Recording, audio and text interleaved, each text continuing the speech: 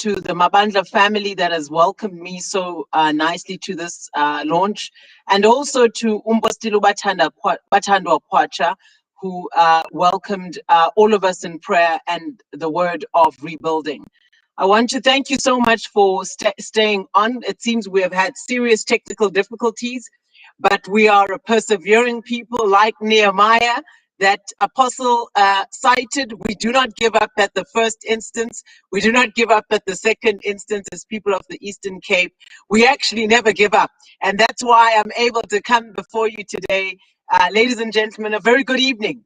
My message today is pretty much on how do we rebuild the desolation of many generations. We have seen South Africa is at a place where the economy is at a standstill. We are seeing South Africa is at a place where provincially many of our leaders are looking to each other and not certain what to do to deal with the triple problems of poverty, unemployment, and also inequality. The fact of the matter is we're sitting with more than 30 million South Africans living below the poverty line. We're sitting with 18 million South Africans relying on social grants.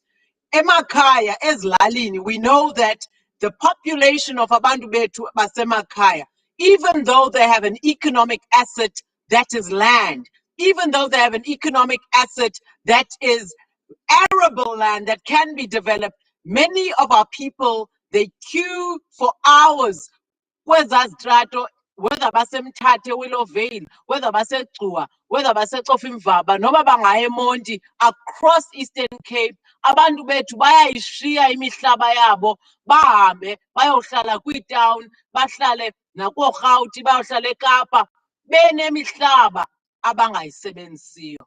Barhola i-350 engazukwazi nobatyisa usuku olu. 17 million last year. The last 2 years, the annual report of social development, particularly when you look at the grants, we're seeing there are more South Africans who are getting grants than South Africans who are working. There are more South Africans in the Eastern Cape who are relying on grants than those who are working. And what we have noticed when I look at the economic data and I look at the economic assessment, the stats are telling us that ubutyebi baseMzantsi Afrika buhleli kwi-10% ye-South Africans. 90% yobutyebi base-South Africa buhleli kwi-10%. What that is saying to us is that there is a concentration of wealth that remains with those who have all the assets, who have originally inherited the assets from the apartheid time. That must be broken. We also know that 30%, women earn 30% less than men. So kukho into ekufuneka ilungisiwe kule nto kuthiwa yi-gender pay gap, whereby singenza umsebenzi ofanayo, umama angalima ezilalini, utata alima ezilalini, kodwa imali abazibhatalwayo azilingani, and yet umsebenzi abawenzayo uyafana. And we're saying that we need to deal with these things because as long as you put in a factor of production, you should get the same return, irrespective of each gender. 42% right now is unemployed in South Africa. Eastern Cape, you can break it down from a youth, from a different district, and you will find that Alfred Nzo, O.R. Tambo, Chris Hani, apho abantu abaninzi abahlala ezilalini, particularly abantu basemabheleni, you'll find i-majority yezalali, abantu bethu bayahlupheka. I-poverty, ne-unemployment, ibetha particularly kwi-youth over 60%. That is a crisis. And what I'm saying now as South Africans, and to South Africans, ndibhale iphepha elithi new wine into new wine skins. Nombuzo yokuthi, how do we rebuild a new economy? What must we do to rebuild a new economy? Inkosi ezilapha, amabhela lapha, besisandungcwaba umakhulu wami izolo. I was actually not going to make it, but I thought, you know what, this is family. Let me actually come and share some of the things that I shared yesterday that are so critical. We're sitting amahlungulu, umama ngumntana ka-Abner SS no Princess Makhosazana Majeke, sasimbiza uDuna umakhulu wami. She died at 101. Enye yenduduna awayephila ngazo, enye endo utata wam wasiphilisa ngazo wasifundisa, even though asikayithathi practical, ukulima nento yokwenza i-agriculture iyaphilisa. One of the things that enabled my grand to live to 101 is what she did on a daily basis. She believed in farming. From the 1950s, she formed farmers associations, chicken poultry association. We knew her to be a woman who would farm, who would go and do agriculture, who would go and use. Umhlaba kaDuna was always producing, whether ngamazambana, whether ngumbona, whether it's ikhaphetshu, icarrot. Babevana great no tata because utata wayebeliever naye kwinto ye-piggery, kwi-rural development. Afumane imihlaba, alime, and he really believed in this. Alime nezipinach and make sure that the value chain, well, particularly from a subsistence and a smallholder level, he could produce. And I began to investigate this thing. South Africa is sitting now with a critical problem of 11.8 million people unemployed. Most of those people are concentrated in the youth. Most of those people are sitting in the Eastern Cape. Most of those people are sitting in the rural areas of the Eastern Cape. And what they then do, they migrate upwards, not knowing that as they migrate to the Western Cape, as they migrate to Gauteng, as they migrate even to KwaZulu-Natal, those areas from a spatial perspective and even economic concentration have not developed new industries, do not have the capacity to employ new economic entrants, particularly at the level of skill our people have. We've seen ikhona igraph ebengandibonisa yona if I was doing a presentation ecacisa into yoba more than 50% of our school leaving people leave before bagqibe umatric. So we're sitting with people with low skill level, but we need to put them to work and to get them productive in society. And the question is, what do we do? My solution is to say we need to look at the economy in a different way. We need to adopt 7 critical things, and these are labor absorptive strategies. That's number 1. Number 2, we need to adopt what we call industrialization. Number 3, we need to promote food production and rural development. And eyona focus akuyo, but mfuno yakuzo zoyi-7. AS4, we need to look at alternative ways to raise domestic resources and capital. That is looking at pension funds, that is looking at other asset classes, instead of borrowing money from the IMF and Bretton Woods institutions. Number 5, we need to build state capacity so that we can be more efficient in provision of services to the state. And I think 6 and 7 deal with redistribution of our productive gains through EPE very aggressively. But we talk about factors of production being aggressively transferred for wealth to our Black people. But also, we need to ensure that we industrialize. So I think those are the 7 key things that I've outlined in a report to New Wine to Wineskins, which I'd love to share with the members who are watching now, with those who are on the other side. And I'd hope Ubelekazi would be able to share with you that report, even the executive summary, so that you can see some of the detail of what I am talking about. Nizamui understand in totality.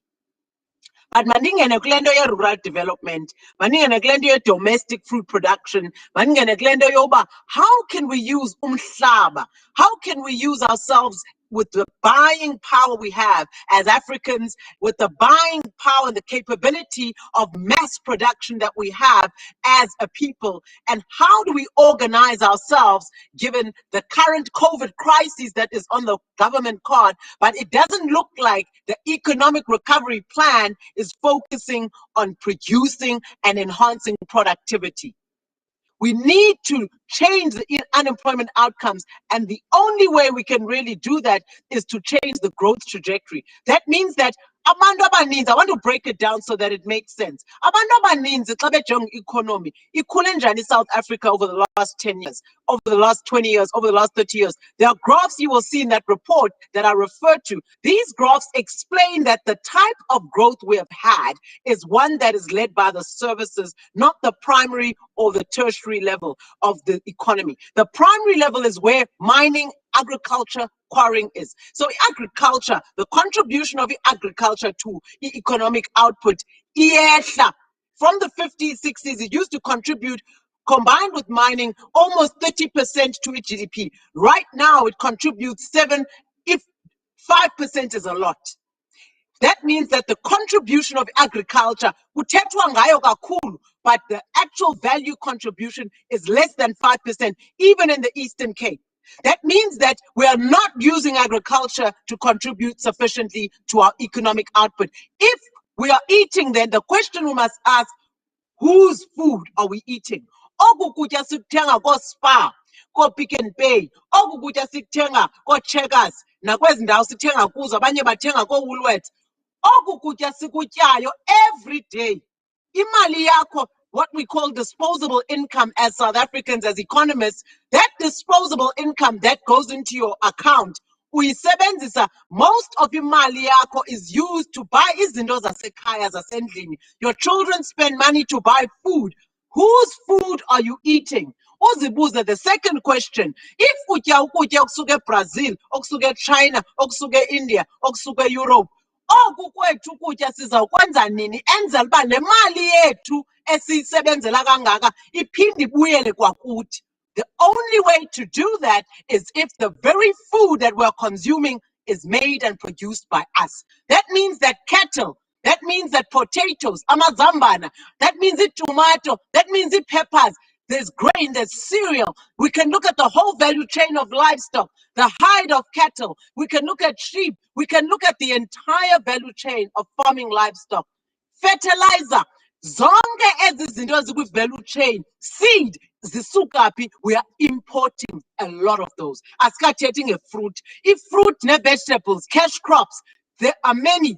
How come le mihlaba imingaka ezilalini asisebenzisi for ukuba sizikhuphe kwi-unemployment nequagmire yepoverty? Siyeke ucela imali kurhulumente, ibe sithi abantu abaprodyusa ukutya, abathengisa ukutya, sisebenzise imihlaba yethu and organize ourselves. Sithi there's a plot here that will focus on cash crops. There's a plot here that will focus on tomato. There's a plot here that will focus on vegetables. There's a plot here that will focus on inyama. There's a plot here that will focus on umilimili. And there's a scientific way to use to increase yields, and that requires the partnerships.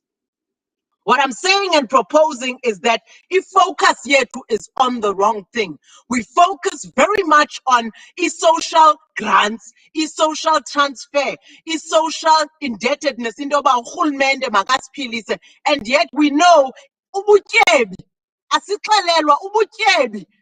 Imali yenu iya kooSpar. If you look at the stock exchange and how much worth Spar or Massmart or Pick n Pay, they are the fastest growing. They are the biggest on the stock exchange because of your income. Utya ukutya kwabo, yonke imali yakho month end uyisa kubo, but the question is, who owns eza assets? Are you an owner? And I know South Africans have not necessarily had this discussion, and I'm bringing it to South Africans because if we don't deal with the root issues of a non-growing primary and a secondary sector while we're growing services. So i-services sector, zinto ekuthethwa ngazo kuthiwa yi-tourism, kuthethwa nge-finance, your insurance, your real estate. The government services is in your services sector, but also wholesale and retail trade. This is the companies I'm talking about. Also, all your groups that sell clothing and the like. These are your services sector. Now, South Africa has a services sector-led growth. This is not even based on productive capability. That means that ubutyebi bethu busuka kwinto yoba ndine-factory mna, ndayoprodyusa kwi-factory, ndenza i-wealth, ndayothenga. Ubutyebi South Africans baboleka imali ebank, it's debt-led consumption, right? Our growth comes from debt-led consumption, and this was from the time of 2005 and 6, primarily in the 2000s. It wasn't from a productive side of growth because we are also in the secondary sector deindustrializing. What does that mean? Etuwa nakwezinye indawo kwakukho i-manufacturing parks whereby sasiproducer some of the industry, sasiproducer sikwazi uzenzela amacephe, sikwazi uzenzela ivazi, sikwazi uzenzela ifurniture, sikwazi uzakhela izinto ngezandla. We used to have things like artisans, mechanics. There were people that built body parts, mechanics, those type of hand and natural skills that you use your hands. These are what we call your artisanal skills, and we are seeing a class of artisanal skills actually on the downward trajectory. Not many of our youth are entering into this. Where Lalini are our people who used to fix parts and the like? There's no longer that market. It doesn't exist. And we need to look at how do we grow both the primary and the secondary sector. And I believe the answer is definitely lying with the chiefs and the way they organize the communities and the way they organize the land and the way they see partnerships. We have seen a very interesting example and a very successful one, the Royal Bafokeng Trust. How they've used their land, how they've used the education for the betterment of their people, how they've generated trusts, bathathe profits ezizeminds ezizayo bangazithathi zonke bazitye. They actually share them with the community.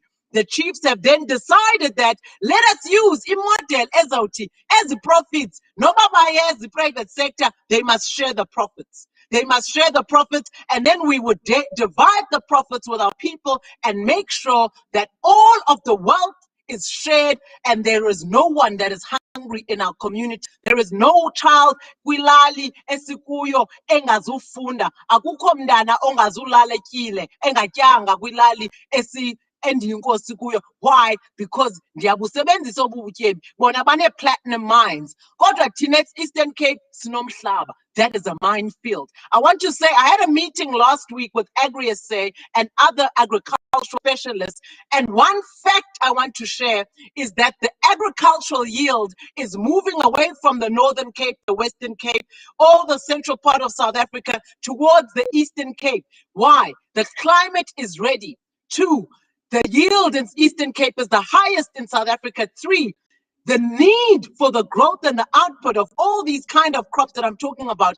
AgriSA is looking for those who will ready their communities to partner and to make sure that they can produce these goods and services for the betterment of their people. And I believe Eastern Cape is the one place that is underutilized, has great potential, but the problem lies with our leadership. Our leadership need to be willing to accept that without a cost-profit sharing model, it is unlikely to see the benefit of the yield reaching to all our people. We also need to make sure that we don't have a heavy reliance on the state. I believe that without even the support of the state, with the asset of land, you can leverage that land because it's an asset.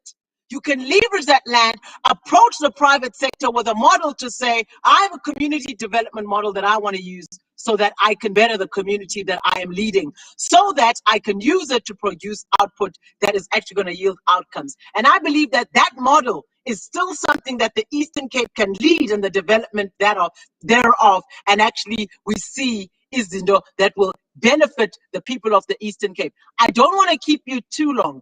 I want to make sure, though, that I share the key principles of this issue of rural development. We need to make sure we improve market access. We need to make sure that as the Eastern Cape, and I'm speaking this as someone who's seeing it as a rebuilding of the economy of the Eastern Cape, unless we use the assets that we have, instead of going to beg. I use the example of the prodigal son. We cannot go and beg yet sinomutyebi esinabo siyokhetha uhlala nehagu, sihlale nehagu, sisele nehagu, sihlale ematyotyombeni kwi-township, sihlale ematyotyombeni, and yet unobutyebi bomhlaba that you are not using. You need to go back home and look at the issue of how can you use the benefit of the land and the asset wealth that you have. Sitshintshe mindset zento yoba sibe dependency mindset to one that says, I will grow, I will use those who are willing, even if it's a handful in the community, because there's a wrong, I believe, a wrong thing that is going around to say abantu bethu abafuna usebenza. I don't believe that is true. I believe abantu abaninzi bayafuna usebenza, abantu abaninzi bayafuna ukwakha, abantu abaninzi bayafuna ukulima. They're just looking for ways to do that with implements. They're just looking for ways to get finance and get market access with the goods that they have. But what we need to do as a people, let us organize ourselves. Let us organize ourselves. Inkosi zam ezilapha. Let us organize ourselves. uNehemiah gave us a template. Wathatha families ngee-families, wazithi le family mayenze le, le family mayenze le, le family. Abanye bakha le, abanye bakha amadonga, abanye bakha ucango. there must be an organization of how we will do this rebuilding. Akuvele nje kwakhiwe singayazi ba i-architect ithini lento siyakhayo. Let's have a vision of what we're going to build. Once we have a vision, we then put the different parts of that together with the different families and the different tribes that can contribute to that. And when we then have that together, we share and all enter into the house and the gains of that house. No, as South Africans, we must open the door and make sure that everyone, therefore, who contributes to that productive work is actually a beneficiary. Singayenzi into yoshiya abanye ngaphandle. Bazawuza abanye besithi nathi siyafuna ukwakha, siyafuna uba part of the process yenzeka apha. Siyayibona into yoba abantu bayaphuma out of poverty. Why? We're going back to that model of saying what you consume must go back into your own local economy. So we must have a model where we begin to engage no SPAR. We begin to engage no Pick n Pay. Create a or Pick n Pay. Create two retail houses whereby we then develop our own products on the shelf. As our products we shelf, who owns them? What are they? Have you looked at Indoba? How many are coming from local SMMEs? How many are coming in spices, inyama, fruit, veg? How many are locally sourced? So you begin to target based on what we call a comparative advantage, i.e., you look at what is the comparative advantage that you have, and you begin to solicit and develop in that area, and you begin to approach collectively. And that is the power that you have as Amabele and traditional leaders, is that if collectively you work as a unit, you work collectively as a unit, as a people, you have massive buying power. If nonga nithenga kwi-shop eyi-1 etown, masithi sithetha ngoQumbu. uQumbu eBoxer, nithi hayi ke abantu bethu abazuthenga pha, if anizithathi produce from our SMMEs, singene kwi-profit sharing arrangement to say, we want some of our products on your shelves. Siyayizisa imali yethu, abantu bethu becommunity yethu bathenga kuni, and yet izinto zethu asiziboni pha. When are we going to begin to negotiate for some of the things that we want to see? And I believe that only if you're organized can you negotiate. Only if you have a product to offer can you negotiate. Only if you have then done your work and you're prepared can you negotiate. And I believe we can begin to see some changes in economic output, I believe, if we begin to do those things. I don't want to keep you past 9 because it's late, and I know that there's a lot we can discuss. But what I will do is say that there is a lot of evidence to show that poverty is dealt with in one generation, even in one harvest, if you use food production, if you use rural development, if you use asset as a factor of production. But we need to deal with the land tenure model, SS Lalini. That is a hindrance. And I think that is something that can be done offline and begin to be modeled to say, how can we use our land as an asset? It doesn't have to be for banks, but it can be used as an asset so that it can actually have a value. It can actually have a value. It can also solicit finance, not from necessarily these commercial banks, but maybe from DFIs. But you need to collectively agree on a method as leaders, Nenko Kelly, that how can we leverage the asset, which is land, as a factor of production so that we can get out of the issue we are in. Smallholder farmers must be supported, and I believe the instruments and mechanisms are many. I write them in my report. Let me not get into them today because it's too late, but I think that there is a lot, and there is sufficient evidence that points that if women are also supported, gender-based violence, in our communities. Women are the bedrock and really nurturers of our families. And I think we really need to look at how we can also empower women, because many women in our communities are actually the ones who used to farm and grow much of the produce. Many are relying now on social grants, even the young ones.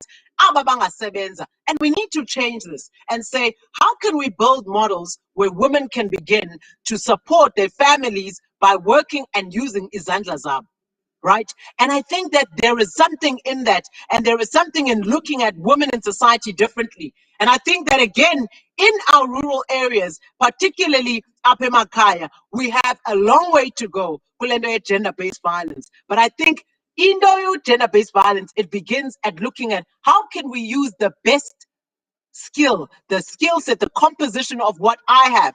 No one in my family looks at us based on gender. I can tell that you can be an economist whether you're a man or a woman. Everyone in my family, the way we were taught as my parents showed us, is that what is it unikwe ntoni?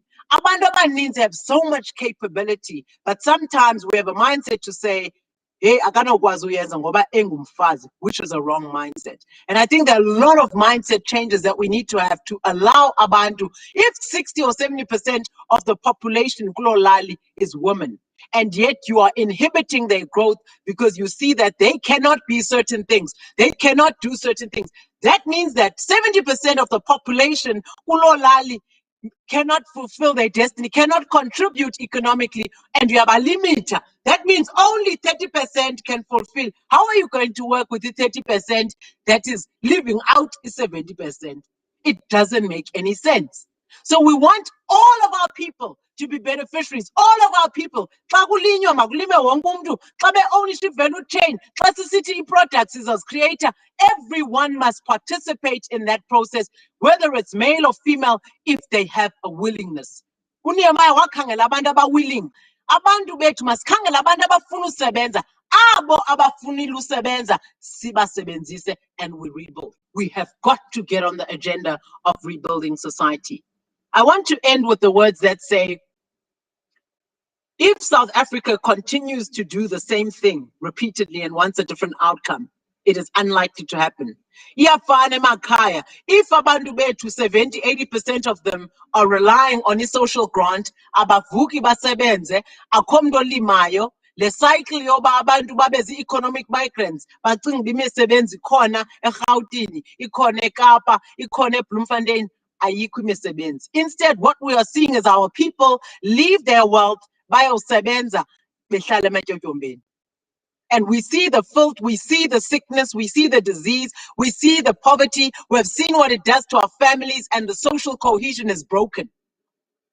We need to have a way to use the assets we have and begin to see the assets that we have, which is the land that we have, and begin to use that land productively and fully with the capabilities that the land actually can empower us. We need to negotiate and use our buying power as a negotiation tool. We need to organize ourselves and develop economic models of sustenance and finance and approach these DFIs, which was the Development Finance Institution, approach OECDC, approach AgriBank, approach AgriSA, organized, ready, with the 50 plots of land. Say I have 500 hectares of land. Say I am ready to make them available for use so that I can actually use them productively. So that the hundreds of people that want to work, they are also ready. We need to organize ourselves. And I believe if we use just this one pillar of food production and rural development, urhulumente uyafuneka asincede akhe indlela asinike amanzi siyamfuna ubane. It doesn't negate the work that the government must do for our people, but it also requires that we have a change of mindset and begin to form and build the destiny that we want to see for the Eastern Cape and for the people of the Eastern Cape. I love the Eastern Cape. I would come back here in a bounce to do this type of work. If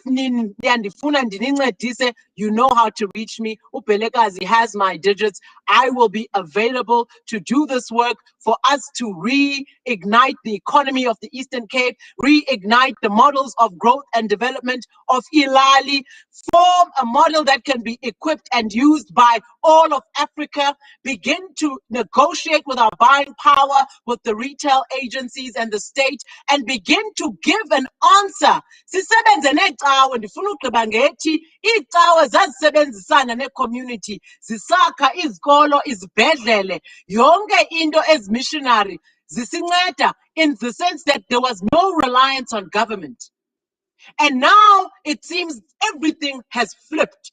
There is nothing that we built for ourselves. We look to urhulumente for everything, and yet sasizakhela izindlu urhulumente engasakheli. Sasizakhela izibhedlele urhulumente engazakheli. Zicawe ezazisakha izikolo nezibhedlele urhulumente engakhi into.